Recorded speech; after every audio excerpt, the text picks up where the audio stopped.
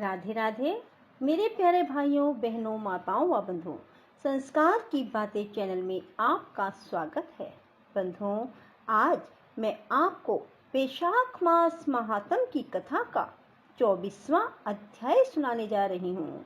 बंधुओं, प्रेम पूर्वक सच्ची निष्ठा के साथ वैशाख मास के इस अध्याय को सुने। जो मनुष्य भी वैशाख मास महात्म की कथा को सुनते हैं, भगवान श्री हरि उनसे प्रसन्न हो जाते हैं और अपने भक्तों की हर इच्छा पूरी करते हैं। बंधुओं, यदि आपने हमारे चैनल को अब तक सब्सक्राइब नहीं किया तो जरूर करें और बेल आइकन दबाना ना भूलें, ताकि आपको हमारी आने वाली सभी वीडियोस की जानकारी सबसे पहले हो सके। बंधुओं, वीडियो को पूरी सुनने के बाद कमेंट बॉक्स में जय विष्णु भगवान जरूर लिखें। बोलो विष्णु भगवान की जय हो। प्राचीन समय में कश्मीर देश में देवव्रत नाम का एक ब्राह्मण था। उनकी मालिनी नाम की एक पुत्री थी। वह कन्या सत्यशील विद्वान ब्राह्मण को ब्याही गई। वह उसके साथ विवाह करके अपने साथ यवन देश में ले गया। वह मालिनी अत्यंत दुष्टा थी। वह रूप यौवन वाली कभी भी अपने पति की प्रिय नहीं थी। वह निष्ठुर, सदैव अपने पति से द्वेष रखती थी। अपने पति को वश में रखने के लिए उसने दूसरी स्त्रियों से वशीकरण मंत्र पूछा, जिनके पतियों ने उनको त्याग दिया था। उन्होंने कहा, हमने तो अपने पति को वशीकरण औषधि से वश में कर लिया है, तू भी योगिनी के पास जा, वह तुमको दिव्य वशीकरण औषधि देगी, जिससे हमको विश्वास है तेरा पति अवश्य तेरे वश में हो जाएगा। उनके कथन अनुसार वह योगिनी के मंदिर में गई, जहाँ पर कुटी में 100 स्तंभ बने हुए थे। इस प्रकार उस मालिनी ने वहां पहुंच मन को क्षोभ कराने वाले मंत्रों के लिए प्रार्थना की। फिर उसने ही जुड़ी हुई स्वर्ण की अंगूठी उस योगिनी को भेंट की। योगिनी पति के अपमान से दुखित हृदय जानकर कहने लगी, यह रक्षा चूर्ण तुमको देती हूँ। यह संपूर्ण प्राणियों को वश में करने वाला है। यह चूर्ण अपने पति को देकर उसकी गिरवा की रक्षा करना। तेरा पति तेरे वश में हो जाएगा। तेरे बुरे चरित्रों को देखकर तुझको कुछ ना कहेगा। वह उस चूर्ण को लेकर घर आई और संध्या समय दूध में मिलाकर अपने पति को पिला दिया। उस चूर्ण को पति से उसको क्षय रोग हो गया और वह दिनों दिन क्षय होता चला गया। उसके गुह स्थान में घाव होकर कीड़े पड़ गए। जब उसके पति की ऐसी दशा हो गई तो वह इच्छा पूर्वक विचरने लगी। तब उसका पति पीड़ा के मारे त्राही त्राही पुकारने लगा और कहने लगा, मैं तेरी शरण में हूँ, तू मेरी रक्षा कर। मैं कभी पर स्त्री की इच्छा नहीं करता, तेरा दास हूँ, मेरी रक्षा कर। अपने पति की ऐसी दशा देखकर वह बहुत घबराई और सोचने लगी, यदि यह मर गया तो मैं सब श्रृंगारों से विहीन हो जाऊंगी। ऐसा सोचकर वह फिर योगिनी के पास गई और उससे सब वृतांत कहा। उसने पहली औषधि का दहा शांत करने के लिए दूसरी औषधि दी और पान करते ही उसका पति स्वस्थ हो गया। तब से उसका पति घर में ही रहता और उसके वशीभूत हो गया। घर के काम के बहाने और कई व्यभिचारी तथा कामी उसके घर आते रहते, परंतु उसको अपनी स्त्री के आगे कुछ भी कहने की शक्ति ना थी। इसी पाप के कारण उसके शरीर में कीड़े पड़ गए और उस मालिनी के कान, आंख और जिह्वा में छेद हो गए। उसके स्तन कट गए, उंगलियां गलने लगी, पैरों से लूली हो गई। ऐसे कष्ट भोगकर वह कुछ दिनों के बाद दुखी होकर मर गई।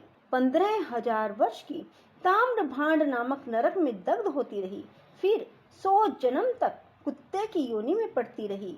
दैवयोग से जब कर्म फल पूरा हो गया तो वैशाख मास में संक्रांति में शुक्ल पक्ष की द्वादशी के दिन पदम बंधु का पुत्र नदी में स्नान कर पवित्र हो गीले वस्त्रों से ही घर आया। वहां पर तुलसी वृक्ष के पास उसने पैर धोए। उसी स्तंभ के नीचे वह कुतिया सो रही थी। सूर्य उदय से पहले वह कुतिया उस चरण धोए जल में लेट गई, जिससे उसके पाप तत्काल नष्ट हो गए और पूर्व जन्म के सब पाप कर्मों की याद हो गई। पिछले जन्म के पाप कर्मों को याद कर व्याकुल होकर त्राही त्राही पुकारने लगी और भय से व्याकुल हो अपने पूर्व कर्मों का वर्णन कर उस मुनि से कहने लगी, हे मुने, वैशाख शुक्ल पक्ष में पुण्यों को बढ़ाने वाली द्वादशी के दिन स्नान दान आदि का जो सुकृत आपने किया है वह मुझे दे दो। इस सुकृत से मेरी मुक्ति हो जाएगी। इस तिथि को आपने जो महापुण्य किया है वह मुझको देकर उद्धार करो। मैं अत्यंत दीन हूँ, मेरी रक्षा करो। हे द्विजवर, मैं आपको नमस्कार करती हूँ। ऐसे वचन सुनकर वह मुनि पुत्र कुतिया से बोले कि अपने किए हुए अच्छे और बुरे कर्मों का फल मनुष्य सुख और दुख के रूप में अवश्य भोगता है। ऐसे वचन सुनकर कुतिया दुखी होकर ऊंचा मुख करके जोर जोर से पुकारने लगी और उसके पिता पदम बंधु से कहने लगी, मैं आपके द्वार पर पड़ी रहने वाली कुतिया हूँ, आपका झूठा टुकड़ा खाती रहती हूँ। आप मेरी रक्षा करिए, क्योंकि महात्मा गृहस्थियों को जो उनके द्वार पर उनकी शरण में पड़े रहते हैं उनका उद्धार करना परम कर्तव्य है। अतः आप मुझ मूर्खा का उद्धार करो। ऐसे कुतिया के वचन सुनकर पदम बंधु घर के बाहर आया और पूछने लगा, क्या बात है? तब उसके पुत्र ने सब कथा वर्णन की। पुत्र के वचन सुनकर वे विस्मय के साथ कहने लगे, मेरा पुत्र होकर तूने ये क्या कहा? साधुओं को ऐसे वचन करने उचित नहीं। संपूर्ण प्राणी परोपकार के लिए हैं, अपनी आत्मा को सुख देने वाले पापी होते हैं।